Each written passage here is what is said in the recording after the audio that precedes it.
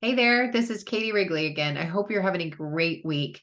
So, we're moving along with the Rise Above the Pain series. So, just to recap what we've done so far, first we went into breath work.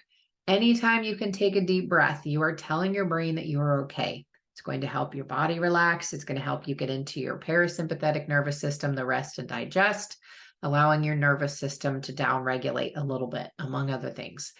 Anytime you make the exhale longer, it's also going to help with any anxiety that may be going in your body. Anxiety and fear love to play with pain.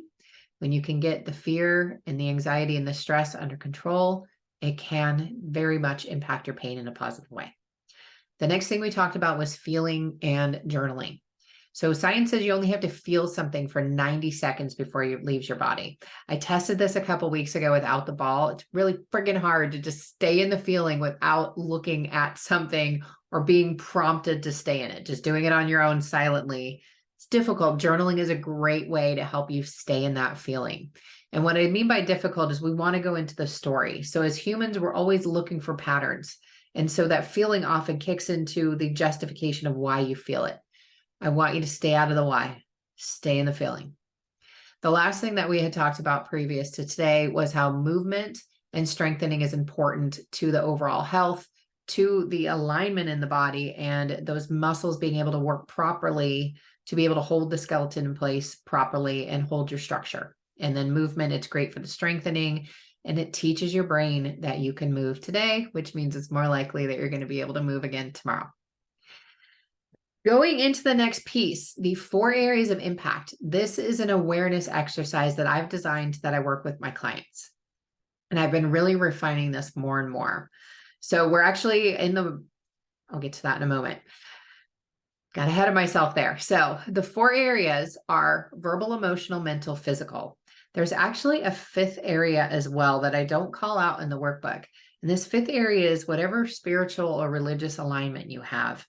The religious or spiritual beliefs you have can really impact your entire life, and it can skew the lens that you're looking through depending on what your beliefs are. If you have a very strict religion, there may not be as much available to you as someone who has one that's more lenient. So I'm just mentioning that as a side note. So the way that we use the 4 areas of impact, we use it to figure out what energetic or emotional patterns may be running beneath the surface. This also helps you figure out what the biggest culprits are in creating pain and what your biggest friends are in being able to release the pain. So you figure out the things that are hurting you the most and the things that are helping you the most. And until you know those things, you can't make any different choices. This is also a really great way to monitor your progress along the way. One of the things I was the most resistant to was capturing my state when I was disabled. And I am so glad that I did, because the difference in me, previous and now, is just, it's undeniable. Like, I have people comment on how different I look all the time. I mean, I know, other than the fact I change my hair every other day, I look very different. I actually look a lot younger than I did when I turned 40, and I'm 48 now. So it's fascinating. But this is what happens when you heal. It starts to change in the physical body as you're getting this stuff out of there. And the way to do that is all the ways that we're talking about. So the first area I want you to focus on for the 4 areas of impact, that is just verbal. The words alone are going to help you figure out what may be going on. So we're going to go into this in more depth later, but I want you for now to just start to pay attention to some of the following. So first, set aside about 5 minutes a day, 5 to 10 minutes that you're going to journal. Second, I want you to start to pay attention to how many times you're saying you're in pain in a day. It's totally normal, especially if you have been in pain for a long time. But I want you to pay attention to how many times that you're saying that. How many times are you telling yourself you're stressed, or that something sucks, or you don't want to do it? Or how much resistance are you feeling? And I want you, as you're journaling, pay attention to your body. Pay attention to how you feel as you're writing the things down. And please don't judge yourself. Please use grace as you're finding these things for yourself. So that's where I want you to start today.